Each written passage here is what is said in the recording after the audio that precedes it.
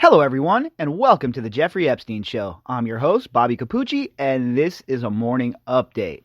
All right, so this article came out in the New York Times yesterday, but I refuse to run the New York Times stuff on this podcast as well as the Washington Post. First of all, I really don't trust their reporting. Second of all, their whole paywall situation is ridiculous. So I try and shy away from running those articles from those publications. Basically anything with a paywall, honestly, because I like to put the source there, and I don't expect all of you to have a bunch of subscriptions for news and all this other nonsense, right? So I try to avoid the paywall stuff. But obviously everybody else picked up on that New York Times story. So Business Insider has a pretty good rundown, it looks like. So we're going to read that article this morning, and get you all up to date on that current situation, because I have my own take on it that, of course, once again, you're not really hearing elsewhere. Because, look, I got to tell you, I'm a very cynical person at this point, and I read between the lines, and I look at the whole entire picture in context of from where we were to where we are. And when you do that, you really have to be on your P's and Q's and be aware that there's a counterintelligence game being played here as well. Disinformation is being let out. You know, they got to muddy the waters, right? These people aren't just going to go down without a fight. They're not just going to be like, all right, well, you caught us. That's it. Game's over. Reel us all in. We're ready to go to prison. That's not going to occur. These people are going to go down fighting tooth and nail. So we have to be prepared to wade into that nonsense and bite down on our mouthpiece and maybe take a few shots in the process of us delivering a few shots. Because they're going to muddy the waters, folks. We're dealing with some very, very, very, very powerful people. And not only very powerful people, very devious people. And that goes for a lot of these lawyers in this case, too. David Boies is no saint, right? He's no saint.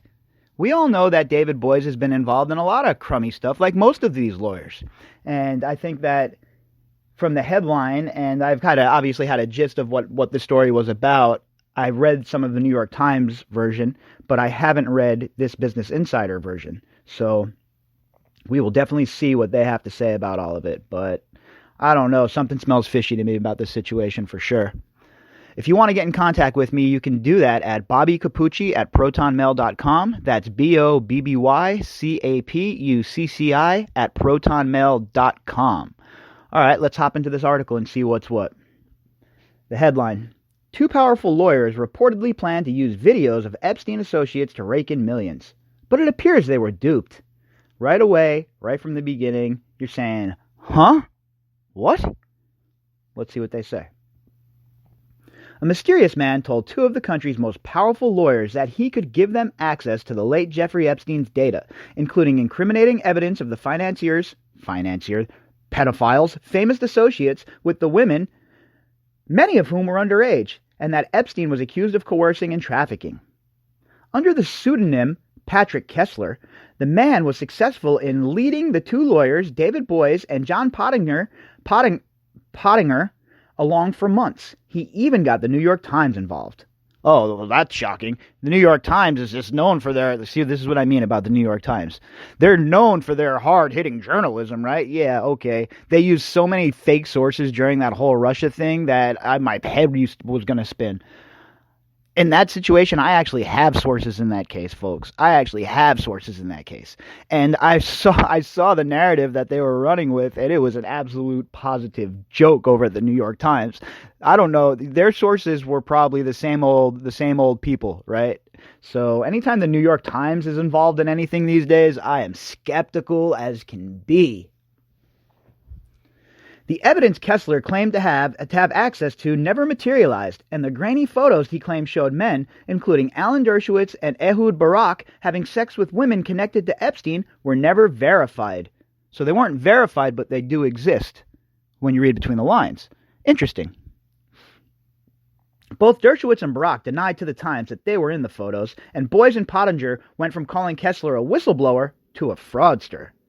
Well, they would know a fraudster, right? These two knuckleheads, David Boies and this other moron. See, these lawyers, they're another problem in this country, folks. They are definitely another problem. They're devious, they're scummy, and they're only out to enrich themselves for the most part.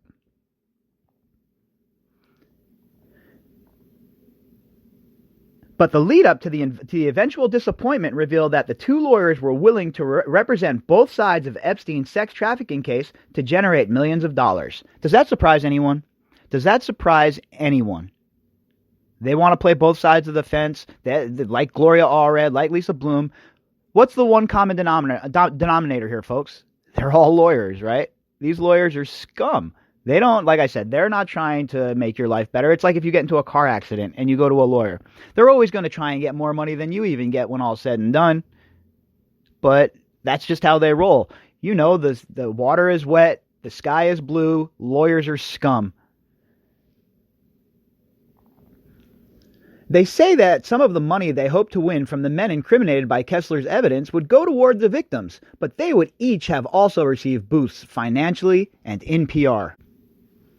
The Times' own investigation showed that the lawyers and Kessler told wildly different stories to different sources as Epstein's illegal legacy continued to unfold. So we have a quote-unquote informant and some scummy lawyers. You know, this is really, really shaping up to turn it sounds like a real spy novel, right? Some kind of really like sorry-ass made-for-TV movie is what it sounds like.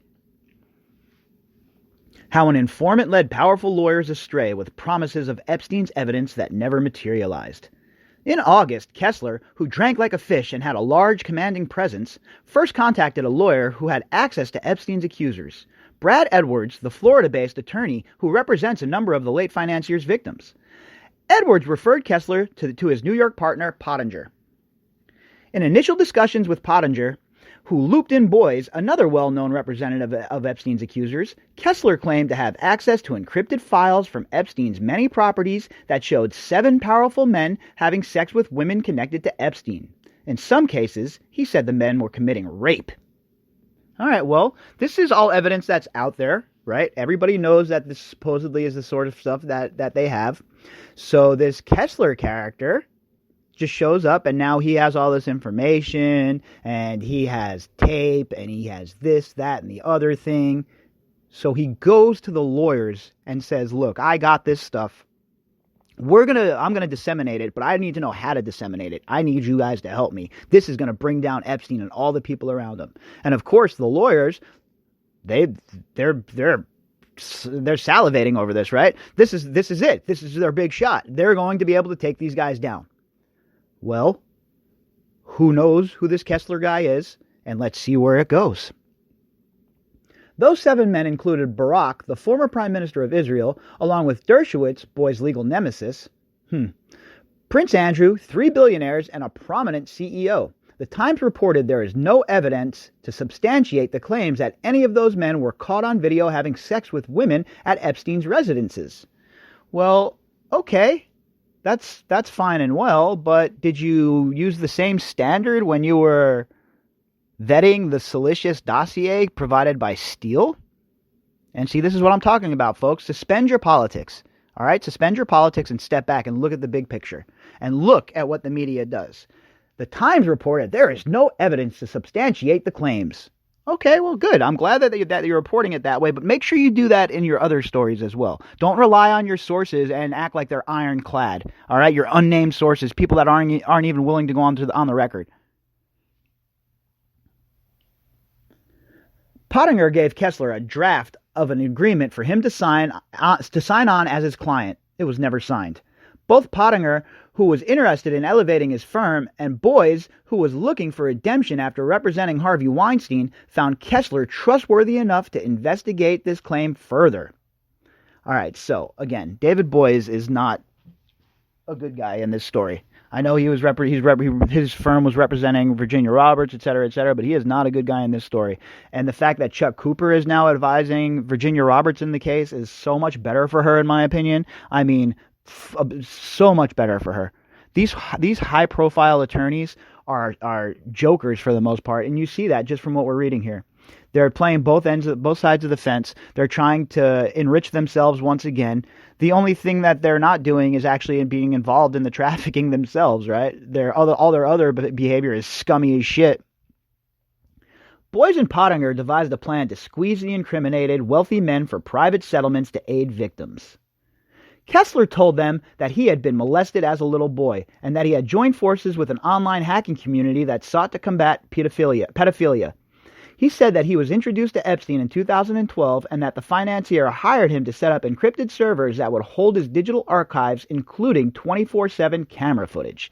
All right, folks, so I told you I was going to have a take on this, and I didn't want to just give it to you off of the top, so here's my take.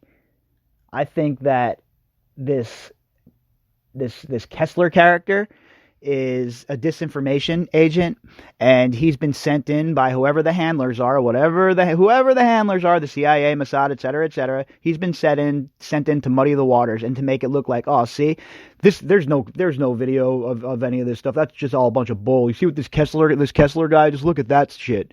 And they always try and do this sort of thing. So we have to be very, very cautious of it. And from what I'm reading so far and what I've learned so far, this definitely seems to me as this man is a disinformation agent, and he was sent in to discredit and make these lawyers who are working with these girls lose credibility. And I'll tell you what, it sure looks like it worked.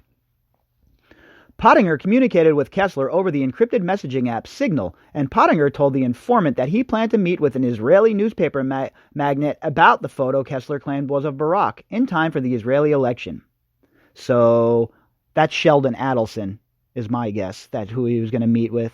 Adelson, once again, you go back to all of this, the Israeli connections, and you have to take a step back and you hear about the Israeli connection in this, and you have to say to yourself, what does Mega Group know about this? How is Mega Group involved in this? And then you hear the names.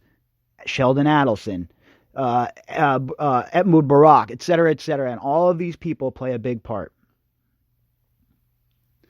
Pottinger later told the Times he pulled the idea out of his behind and was trying to play into Kessler's plan to expose the 7 men. Boies said the meeting never occurred. Boies and Pottinger also discussed creating a charity to support victims of abuse that would be bankrolled by private legal settlements from the men incriminated by Kessler's supposed evidence. Oh, yeah, okay, that's exactly what they were going to do, right? The victims weren't going to see any of that, though. These 2 clowns were going to get paid. They were going to laugh off into the sunset like they usually do.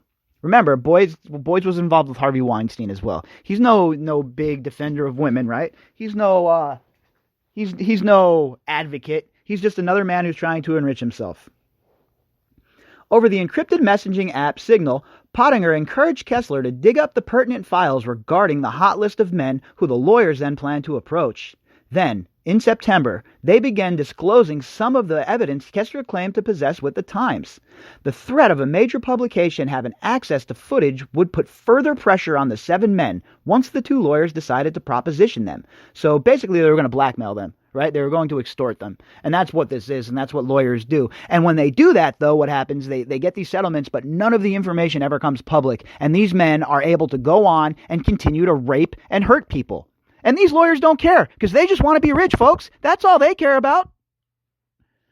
After the planned session with the lawyers, Kessler and the Times, Kessler arranged another secret meeting with reporters from the paper. Privately, he complained that he felt Boies and Pottinger were more interested in financial gains than exposing wrongdoing. He showed the reporters grainy photographs of the other members of the hot list that his lawyers had planned to keep quiet at that point. Kessler also told the Times he found financial ledgers showing that Epstein possessed vast amounts of Bitcoin and cash in the Middle East and Bangkok, along with hundreds of millions of dollars in gold, silver, and diamonds. He never presented any proof, and as the Times began to investigate his claims, his stories failed to add up or to correlate to fact. Well, that doesn't shock me, because he's not real. He's a disinformation agent. I wonder who he's working for. I wonder who this Kessler really is. Instead of who is Kaiser Sose, who is Kessler, I mean. 2 of Epstein's most prominent victims, Virginia Roberts and Maria Farmer, both said Epstein showed them or they found evidence of him recording surveillance footage at his residences. When police searched of Epstein's Palm Beach residence in 2005, they found 2 hidden cameras. But no evidence of an encrypted archiving existing or of Kessler having access to it has emerged. Well, yeah, no shit, you didn't find it, because you guys tipped him off that you were raiding him and he was able to get rid of everything. He didn't have to do bleach bit. He didn't have to break them with a hammer. You clowns told him you were coming, so he was able to put them wherever the hell he put them. Nobody who knows. They're probably in Prince Andrew's bedroom. In late September, Boies and Pottinger met with the Times, sans Kessler, and said they planned to send a team overseas to download the files from Kessler's servers as they were tired of waiting for their whistleblower to deliver. They offered to share the information with the Times on the condition that they could decide which men would be exposed and when, so as not to interfere with their own legal proceedings. The Times reported that the newspaper didn't commit to the proposal. Yeah, okay, because the Times now is this shining light again, the Gray Lady. After you've lied and gaslit the whole public for how long? 3 years now? And now the same people that you're putting up on a pedestal, all of these career bureaucrats working in the State Department, the Overseas Department, etc., are the same people that were sitting on the CFR with Jeffrey Epstein playing pat-ass. All right? You're not fooling anybody. At around the same time, Kessler called Dershowitz and shared his story with the lawyer he claimed to have incriminating evidence on. He told Dershowitz that he didn't have any footage of him at Epstein's residences, despite showing the Times and his own lawyers the grainy photograph he claimed was of Dershowitz having sex. Then, when the Times showed Dershowitz the photo, his wife said it couldn't be him because he doesn't wear his glasses doing that. Oh, so he doesn't wear his glasses doing that. Andrew's fingers aren't that fat, etc. Now, do I believe that this Kessler guy's legit? I doubt it. Like I said, I believe that he's a disinformation agent trying to muddy the waters, because I do believe that there actually is footage out there. I believe that there's footage, there's pictures, there's video. Who has that video? Who has access to that video? I have no idea. I have a funny feeling, though, that Ghislaine Maxwell pulled a cousin Greg from Succession, and with the stuff that was burned, she was like, burn one, keep one. Burn one, keep one. So I'm like I've said from the beginning, Ghislaine Maxwell is the key to this whole thing, in my opinion. Kessler's plot fizzled out after he claimed a fire destroyed his servers and he needed to flee the foreign country he held them in. In October, Kessler said he was ready to send the Epstein files to the Times, along with very specific instructions to obtain them, lest they self-destruct. On the morning that the files were supposed to be sent, Kessler texted to say that a fire had consumed the servers and that he had to flee to Kiev. Kiev? More Ukrainian nonsense? Now we're adding Ukraine to this too, huh? Oh boy. So do you see what I'm talking about now with the muddying of the water, right? Don't let them do that to you, folks. Do not let them muddy these waters. The same day he contacted Pottinger, sans his story of fire and escape. Kessler said he hoped he could net $1 billion from the hot list with the evidence he had. He asked Pottinger what the hypothetical legal plans would be. Pottinger said there were two hypotheticals. Settlements could be reached, and the money could be divided among the 7 men's victims, the foundation, Kessler, and the lawyers. The other scenario would involve the lawyers first representing the victims, then approaching the 7 men and being hired as their lawyers, ensuring that the hot list would avoid lawsuits but have to pay out generous sums for the victims' foundation. Okay, so they were just, like I said, all they care about is the money. They were going to represent the victims and the 7 men on the list. That way, so they can make things streamlined, right? Oh, well, why did they give Epstein a sweetheart deal? Well, you're trying to do the same thing. All of these lawyers are scum. Just remember that, folks. Pottinger said neither scenario would occur unless both the 7 men and the victims could be identified and retained after the footage was delivered. Pottinger told the Times that his plans would not have been carried out in the way he articulated to Kessler, but Boies stressed that it wouldn't be illegal to work for the victims first and later the abusers.